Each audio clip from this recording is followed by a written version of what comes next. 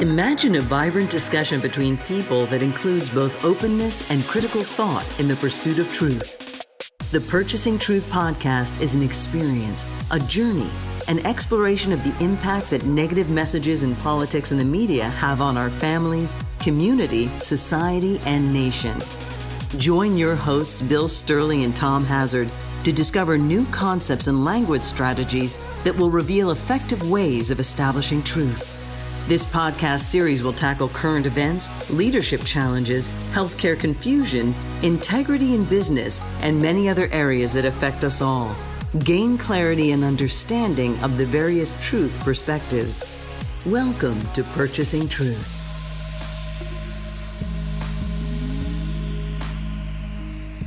Hey everyone, welcome back to Purchasing Truth. I'm Tom Hazard, along with your host, Bill Stierle.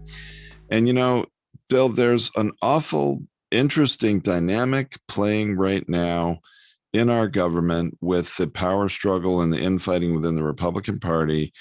And I think it's important that we talk about that and try to understand the power of belief messages. And at the same time, I think we need to contrast that and look at the opportunity the Democrats have that they're not taking advantage of with this. And it's really fascinating. Yeah, it is. I mean, communication is really important, Tom. The one of the biggest challenges that we have is whether you're in business or in your politics or in your personal life, got to watch the messages that you lay down in front of people. And as you lay these messages down, they take them up, and you don't know if they're taking the message as a something that is literal, or something that is metaphoric, or something that is dangerous, or something that is scary, and something that you've got to be cautious of. So the language messages that come up are ones that we've got to really pay attention to, because they're activating or solidifying a belief, a habit pattern of thinking. And whether, people like to think that they're stronger than their thoughts, and that's not the way it works. Your thoughts are influencing your body. Your thoughts are influence in the where you're going. And if I want to get a good branding and marketing message out, all I got to do is just keep trickling the message out. Well, as human beings, it's the same kind of thing, is that if you keep trickling the message out, the person gets hooked on that message because they don't want to change their belief. They don't want to move off of it and or even question it again. They won't even question what the belief is again. And so in language, and even in psychology, there's two terms for this. And one of them is called a curse, and another one is called a spell. And there's two different kinds of languages that fall into this thing. And whether it's a Democrat or a Republican or somebody that is following a certain thought structure, what winds up happening is that we don't question our belief and double check them, because once the belief is there, it's easier for us to stay in line with the belief, because then you'd have to rewrite stuff. You'd have to go out on your own and make your own. You really need to make your own point of view. And that's where language is so important for the listener to realize, wait a minute, am I being affected by a belief I already have? And is that belief just being reinforced just because somebody has said it over and over again? I don't know, Tom, does Tide clean laundry detergent better than Gain? I don't know, Tom. What do you think? I don't know either. I always wonder that about I always think about it like the dishwashing detergent for your dishwasher, right? And they all say, oh, you don't have to pre-wash any of these dishes. Just put them in with all the worst grime and, caked on food, and use this one and it'll do it better than that one. I don't really know if I believe that. Yeah. It's very, very challenging. Our we as human beings, our message get fixed. If somebody looks to talk with me about a belief that is opposite of my belief, well, I know what feelings are going to come up. Two of them, two really powerful feelings: doubt and skepticism will come up, because my belief is already indicating a truth that I have, or that's something I'm already trusting, that I'm standing by. So even though as a communicator and as a mediator, as I get into a situation, I've got to really understand that the belief bias is in place, and that a person might be operating from a curse, and they might be operating from a spell that they had that is long ago. It might have been in their childhood. It might have been, an experience that came up in their adult life that defined, don't drive down this road. This road is very dangerous. I mean, there are people that don't go back to the city they were born in, because of, when they go around, they'll get reactivated by all the different memories that are from that place. They ain't going back. They're not going to visit their old house. And that's really tough, because we as human beings, if we're going to call ourselves free, then we need to actually free our mind from a limiting belief, and really question things like, I don't know, facts. Those are things that you would count, and then you count them again, and you count them twice, and you count them three times, and then you say, we counted these things three times, and we are trusting the people that counted those, and we're not listening to the other messages other than the truth of these people, and the trust that we have in the things. And that's the thing that's being called into question right now, which is really hard for us to live through right now. It's being called into question in many different ways. I mean, we have this, what is it, a third or fourth now recount going on in Arizona, Maricopa County, by this independent company who's never recounted election results before, called Cyber Ninjas.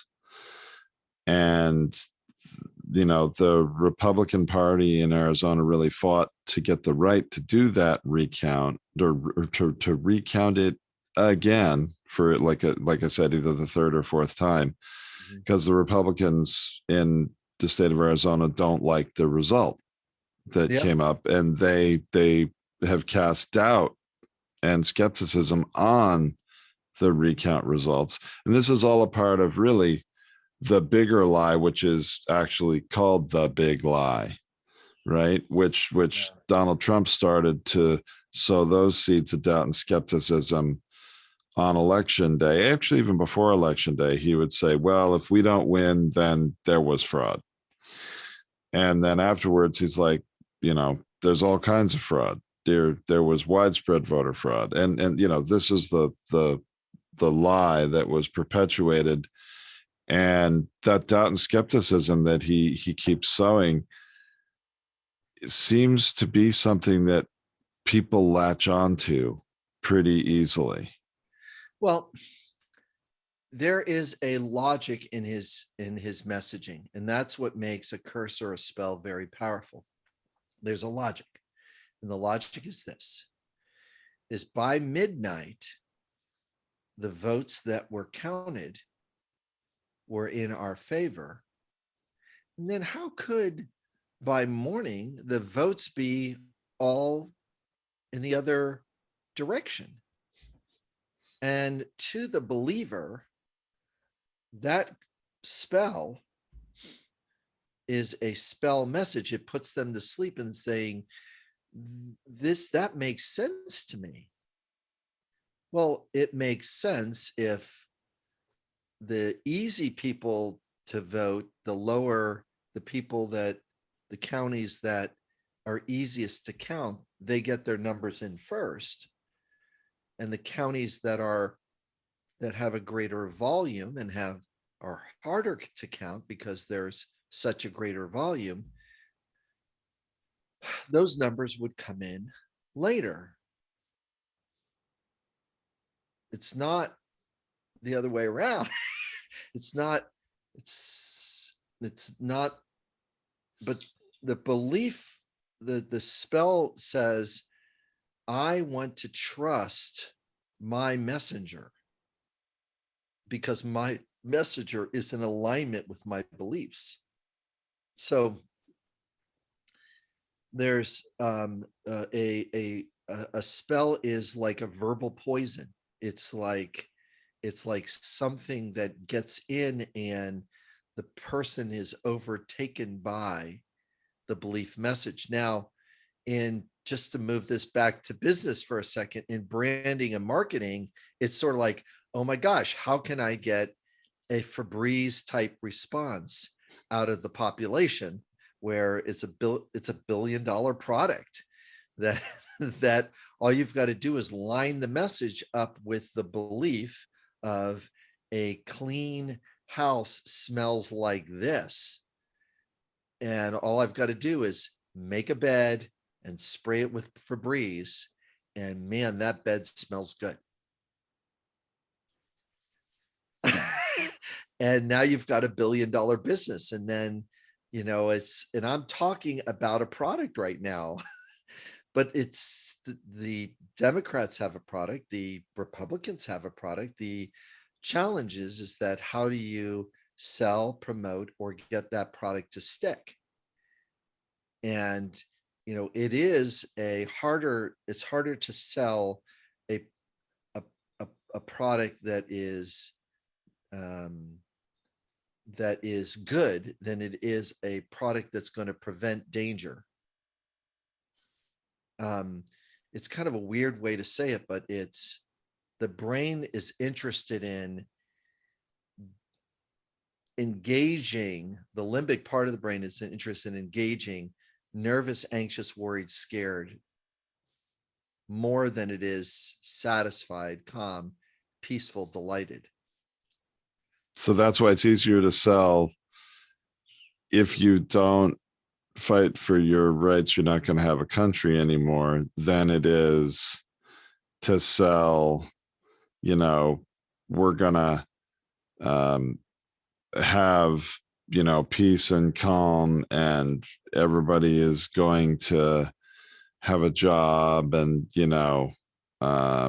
these sorts of messages. It's easier to sell to play into the fears.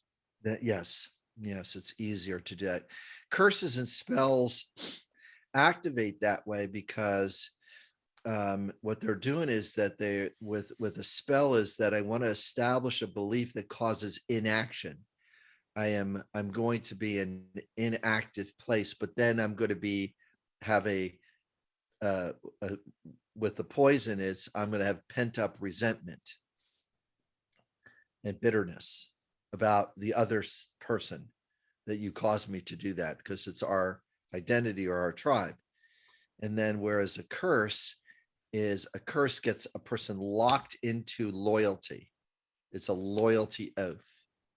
A curse freezes and puts blinders up on a person's mindset and causes the person to feel, to not question, I'm not going to question what is going on.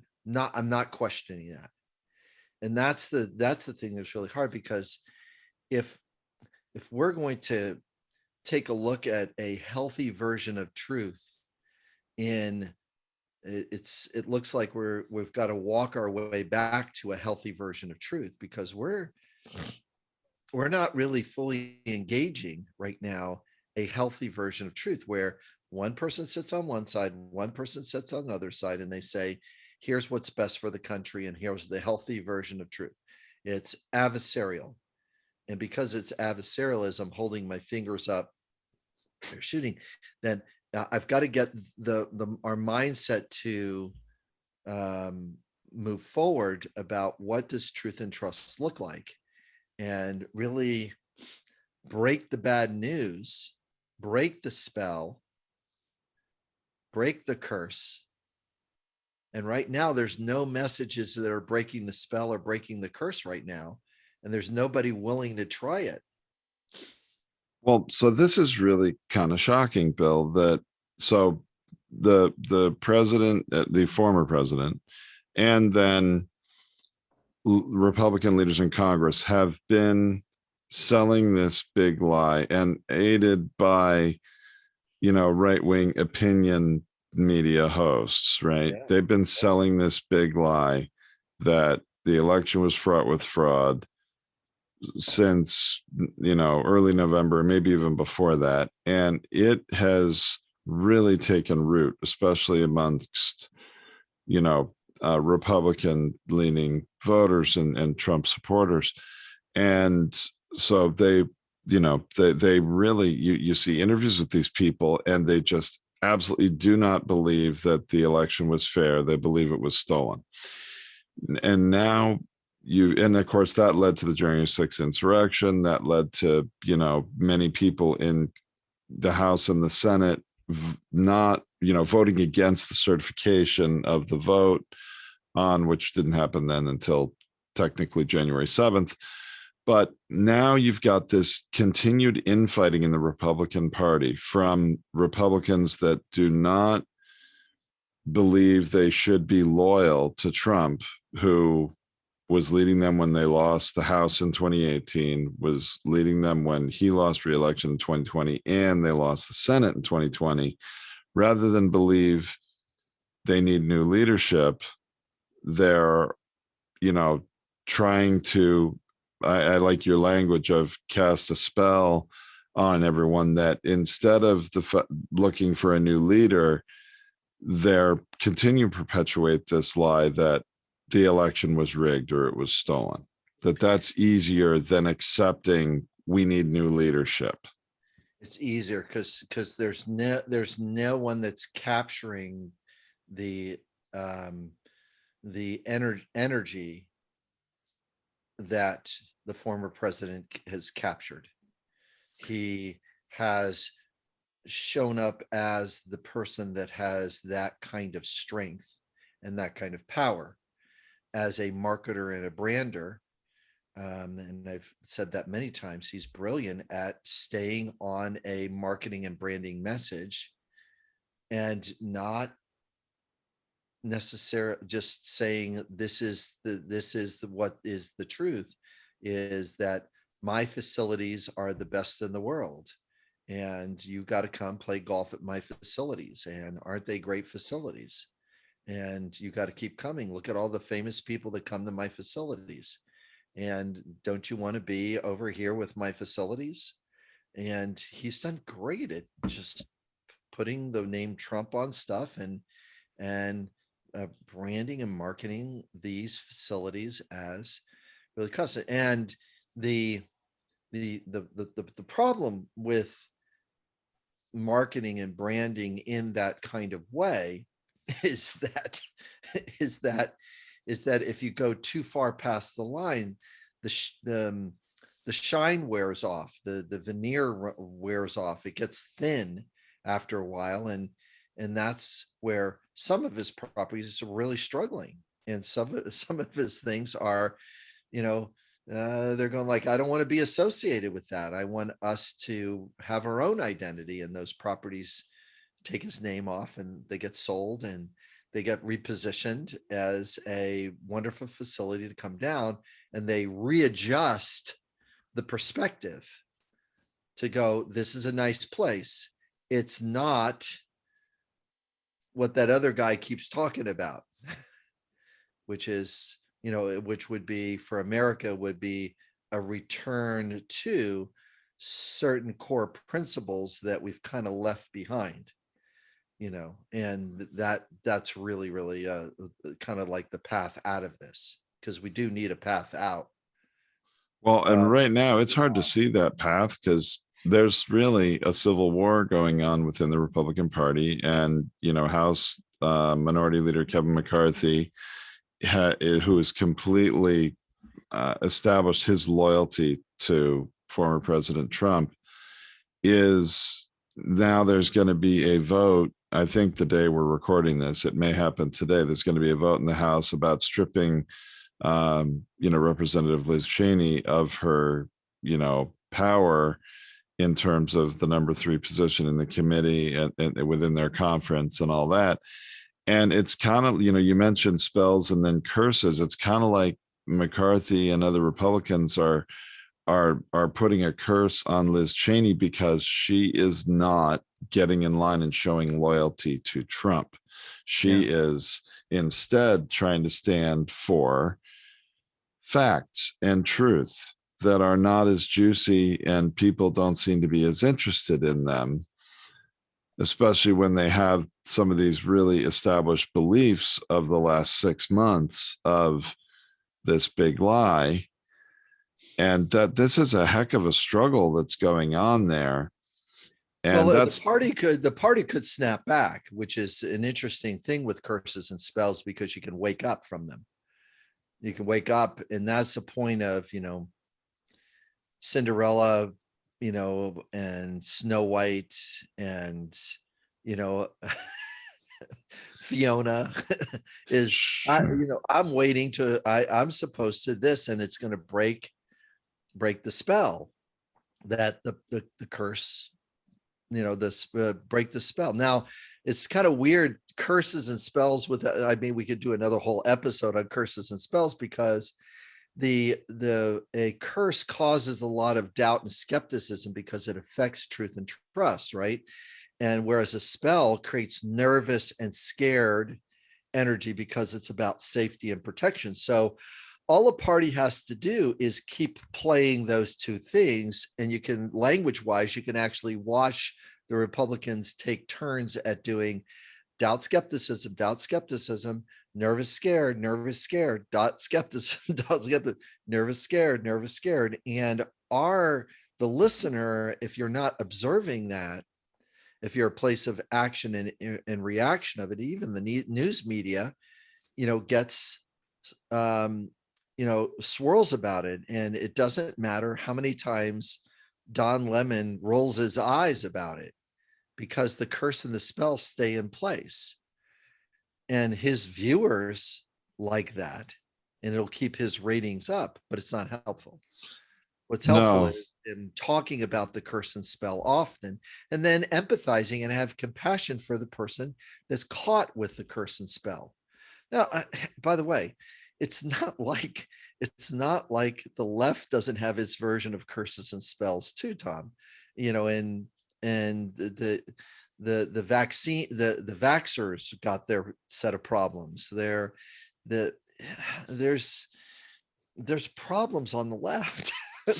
No doubt. Of the belief about certain things and about how to solve things and how to get there from here. And, there is problems with being in both of those spots. There's lists of beliefs and biases that are in place that are causing our nation to go back and forth. And we've got to remember what a collaborative, cooperative nation looks like. You vote, you advocate for, and then you become a politician until the voting booth is closed. And then you become a statesman. That's what the shift is. And that's what's missing. That's what it used to be. I agree. I remember one of the first meetings in the White House after Obama was inaugurated, and John McCain, a senator, is in the room. And there was this discussion about how the election is over. It's time to get to work and, try to achieve consensus, compromise, whatever. And I've seen that throughout history. I remember that, but that's not happening today. But I do think, Bill, it's important to point out the opportunity the Democrats have. And by the way, the Democrats are really bad at marketing and selling, I think, compared to the Republicans, or at least they don't seem to take advantage of trying to market and brand. But they could be taking this civil war within the Republican Party right now, and using some of the language you were using about curses and spells to label all of this doubt and skepticism that they're trying to sow in the minds of the American people and establish these beliefs. And if they put McCarthy talking about, Liz Cheney and about the big lie or whatever next to spells, that he's casting, if you label him, Yeah, and they're under his spell. They're under his spell. oh, They're following. They're under the curse. They're under the Trump's curse of oh, for that matter, if Liz Cheney did that as part of her defensive position against it. Yeah, if she gets voted out, the next thing is it looks like the party is under the spell of Trump, and it looks like it's going to live underneath that spell and really fall under the curse of the old administration. And immediately she will ascend, and they'll go like, what? Wait, yeah, they're living with the curse and the spell, and they're believing things, and they're not facing the facts that they need to face. And as an adult, I'm choosing to face the facts. As a kid, they're choosing to follow, the dark father. And if they choose to follow the dark father, the way he's doing, the way he's violent, and allow the country to stay in violence because he can sell violence.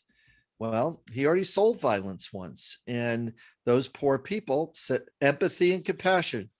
The people that followed him during the insurrection were under a spell. They were under a curse.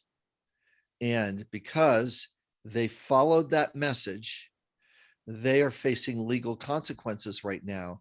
And I feel, and I'm being Liz Cheney right now, I feel disheartened and saddened because their justice is going to be held accountable for doing what our former leader told them to do. Can you imagine, Bill, that if it's just lack of language skill, isn't it? I mean, my gosh, she and her team should be doing that. And what if they then equated that whole thing you just said with Make America Great Again? Oh, so we want to make America great again like Donald Trump did, losing the House in 2018, losing the election in 2020, losing the Senate in 2020. You could start to brand Make America Great Again as this curse and spell also, and just send Donald Trump out to pasture, really. Yeah, it's really, and it's hard to break a curse. It's hard to get the antidote for a spell. It's really hard. And it's like, Tom, if I came over, and I've done this in the past, if I came over to your house and I'm bringing something for a party or something like that, I'm going to go to the grocery store and I'm going to be influenced by a brand that is circulating in my mindset. I'm going to be affected by that. And guess what? I'm going to bring one of those well-branded items, not because it's the best, because it's the one that's stuck in my head. Sure. And there's a belief that it's the best. There's a belief that it's the thing. It's sort of like, why would I buy Budweiser beer right now when I could buy Modelo, who is "We're better together" message, celebrate the immigrant. I'm buying that one. I remember one of the biggest images in my mind of that is as a young teenager or preteen, and my great uncle comes to visit from California. I was in New York at the time, and it's summertime, and he opens up this package of, ice cream popsicle type things, right, dipped in chocolate, and I'm just expecting a normal fudgicle or something, and then no, these are Dove bars, and he's like, this is the best, as he's giving it to you, this is the best. And it's like, wow, talk about a brand message. He was trying to sell it as, like you were saying, coming to the party, he's the relative from afar, you haven't seen him forever, and he's great, and he's giving you the best. The Dove bar. Yeah. the thick chocolate and ice cream. And you're going like, you're right. You are the best uncle ever. And Make America Great Again has had that, that fading narrative. It's going to be a fading narrative. There's going to be, and then there's going to be people that what they do with curses and spells too, Tom, is they make it a shrine. They make it a worship piece, because curses and spells are, at various different altars that, are showing up, and they all have their veneer, and their veneer starts falling off after a while, and people just don't believe it. They're going like, well, I could believe that, but it's not, there's not enough people around to believe that with me, and that's the thing that's unsettling, really. Wow. Well, I'm afraid by the time this airs, it may be too late for Liz Cheney. I hope that she or Never her too late. staff listens to this and realizes, hey, there is a way to use language and message your way to labeling what's going on as curses and spells, and wake the people up. And wake the people up. Yeah, there's a waking up, a reckoning, both on the left and the right, of how they're messaging each other, and we're not advocating another set of curses and spells on the left. We're advocating what is the higher vision of the American brand. How do you clean that off? Because unless the American brand reestablishes itself as unified, what the Chinese ambassador said the other day in the meeting was, well, America doesn't have the same credibility it used to. I mean, he literally called the as soon as the Biden rep said this, the Chinese guy goes, well, you just don't have it the way you used to have it. It's like, Wow. well, that means, well, we got some international brand problems that are doing it, because if they're not going to take us seriously, then all of a sudden it's like it doesn't matter how much that we utilize our force, because it becomes, so what, will outlast you. Welcome to Afghanistan. So what, will outlast you. Welcome to Iraq.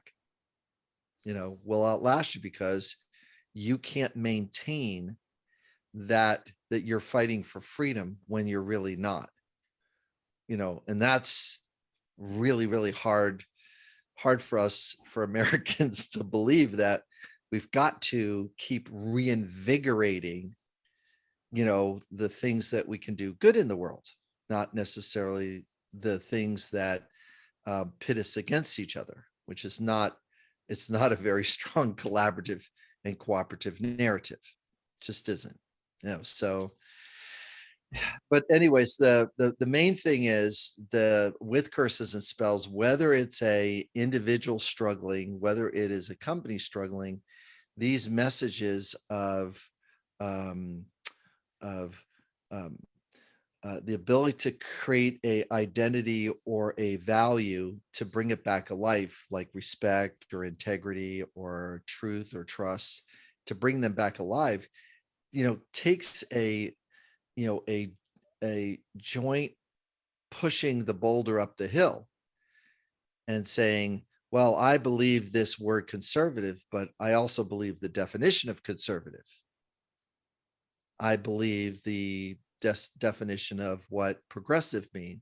I want to grow and progress and do what's better or what's best, without letting go of what's, what is something that worked in the past that doesn't work anymore. So we've got to work our language around and be careful about what the curses and spells do, because they are a power that are activated by these already inherent belief messages that we've been saturated by. And because we're not going back, we've got to go forward somehow, because back is not a viable path to where we were, because we don't have that identity that we used to have in the 1950s. We just don't have that identity anymore. And yep, it is a different time, and so much has changed. My goodness, it's been 70 years since the 70 years. 1950s. It's not, it was a great identity, driving around in cars, going to the drive-in, you know,